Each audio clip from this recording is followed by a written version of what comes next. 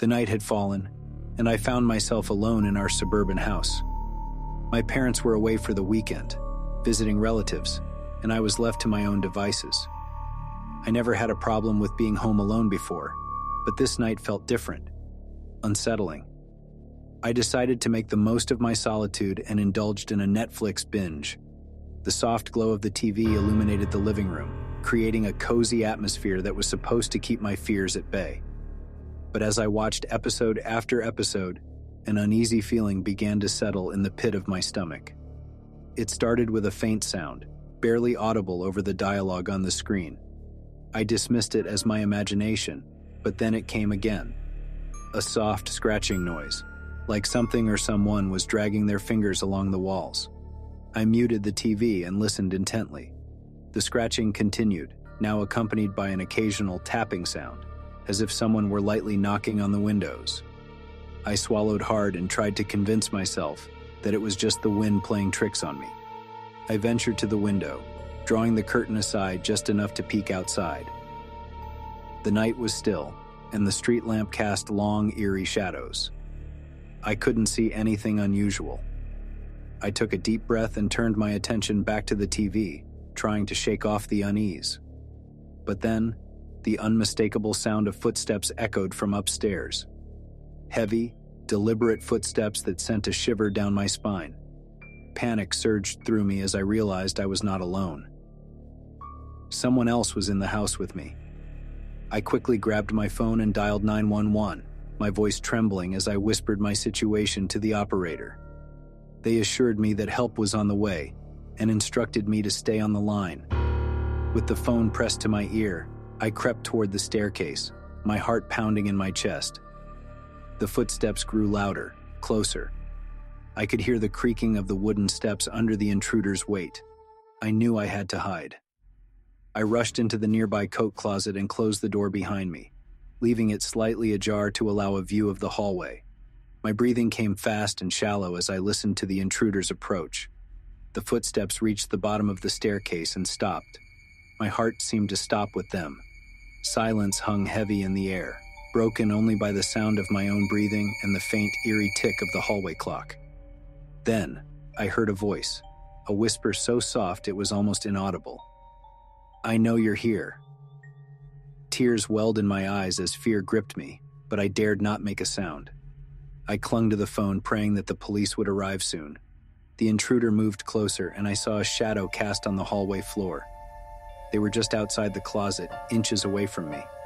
My heart pounded so loudly that I feared it would give me away.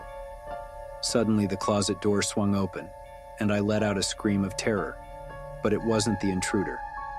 It was a police officer, gun drawn, responding to my desperate 911 call. The officer quickly assessed the situation and assured me that the house was clear. There was no sign of an intruder. I was safe. I couldn't believe it. I had heard the footsteps, the whispering voice, but there was no one there. The officer suggested that it might have been my imagination playing tricks on me, heightened by the anxiety of being home alone. As the officer left, I couldn't help but feel a lingering unease. I knew what I had heard was real, but there was no explanation for it. I locked all the doors and windows, then retreated to my room, clutching my phone like a lifeline. The rest of the night passed in anxious silence. I couldn't shake the feeling that someone or something had been in the house with me. The fear gnawed at me until exhaustion finally overtook me, and I fell into a fitful sleep. The following morning, my parents returned, and I eagerly told them about the terrifying ordeal. They reassured me that it was probably just my imagination, a product of my overactive mind, but I couldn't shake the memory of those footsteps, that whispering voice. Weeks passed, and I began to regain a sense of normalcy. I convinced myself that it had all been a bizarre, unexplained occurrence, until one night, when I was home alone again. I heard the footsteps, the scratching, and the tapping. The voice whispered my name, closer and more insistent than before. I called the police, and they arrived quickly, but once again, there was no sign of an intruder.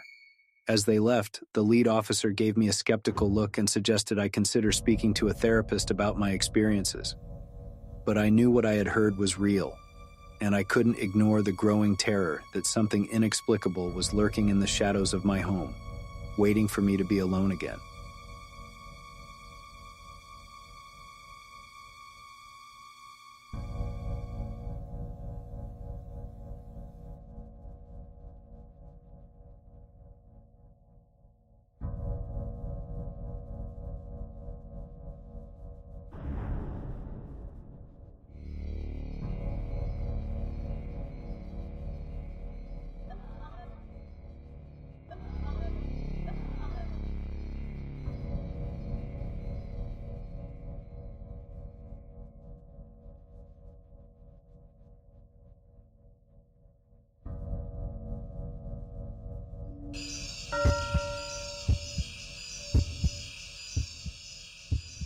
The night was a chilly blanket, wrapping itself around my home, my refuge. My parents had left for a rare date night, leaving me alone in our quiet suburban house. At 17, I considered myself mature enough to handle a few hours of solitude. The soft hum of the refrigerator and the distant ticking of the wall clock filled the empty spaces, creating a semblance of comfort. I busied myself with homework, the soft glow of my desk lamp the only source of light in the room. The world outside was cloaked in darkness, and the occasional rustle of leaves and faint gusts of wind were my only companions. Time slipped away as I buried my nose in textbooks and assignments, trying to forget the eerie solitude. As the hours ticked by, a sense of unease began to creep over me.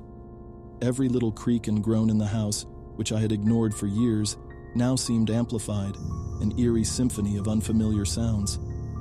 I told myself it was my imagination playing tricks on me, but I couldn't shake the feeling that I was being watched.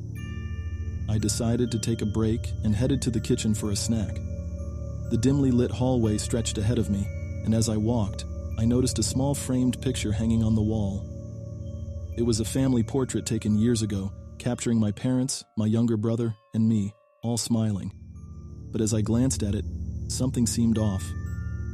The smiles looked forced, and our eyes held a strange, almost pained expression.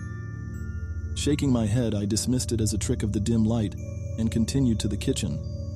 The warmth of the fluorescent light and the familiar sight of the well-stocked pantry helped ease my nerves. I grabbed a bag of chips and turned to head back to my room. That's when I heard it. A faint whisper, like the softest breeze carrying a distant secret. My heart skipped a beat as I strained to catch the words. "You should have stayed with us." I spun around, my eyes scanning the empty kitchen. My voice trembled as I called out, "Hello? Is someone there?" Silence. The house held its breath. I walked cautiously through the dimly lit rooms, checking each one for signs of an intruder. But I found nothing out of place. No open windows or unlocked doors. I couldn't ignore the eerie sensation that the house itself was whispering to me. Returning to my room, I closed the door and locked it, trying to convince myself that I was overreacting. My parents were right. My imagination was running wild in the silence. I turned on my laptop and resumed my homework, hoping to drown out the unsettling feeling. But the whispers continued, growing louder, more insistent. They seemed to be coming from the walls themselves, as if the house were speaking to me. "You should have stayed with us," the voice repeated, each word dripping with a chilling malevolence. I couldn't take it anymore. Panic surged through me as I realized that something was terribly wrong. I grabbed my phone and dialed my parents' number, but it went straight to voicemail. They were still at the restaurant enjoying their evening. With trembling hands, I called 911, my voice shaking as I described the strange occurrences in our home. The dispatcher assured me that an officer was on the way and instructed me to stay on the line. As I waited for the police to arrive, the whispers grew more frenzied, as if mocking my futile attempts to seek help. "You can't escape," the voice taunted, sending shivers down my spine. When the police officer arrived, I practically ran into their arms, desperate for safety. They searched the entire house, finding no signs of forced entry or intruders. They assured me that I was alone in the house, but I knew they couldn't hear the sinister whispers that still echoed in my ears. With no other option, I decided to leave the house and wait outside for my parents. The officer accompanied me, trying to provide some comfort. We stood on the dimly lit porch, the cold night air offering a brief respite from the unnerving whispers within. Minutes felt like hours, and finally, the familiar sound of my parents' car approaching brought a wave of relief. As they rushed out of the car, concern etched on their faces, I hugged them tightly, tears streaming down my cheeks. I tried to explain the inexplicable events that had unfolded in their absence, but I could see the skepticism in their eyes. They assumed it was stress, maybe a vivid dream, but I knew the truth. The house had whispered to me, and its chilling words had left an indelible mark on my soul. In the days that followed, we decided to stay with relatives while we sought professional help. Psychologists and paranormal investigators came and went, but no one could explain the eerie whispers or the strange sense of malevolence that seemed to linger in our once-beloved home. Years have passed, and my family never returned to that house. It sits empty, a dark and silent relic of our past. I've tried to move on, but I can still hear those haunting words.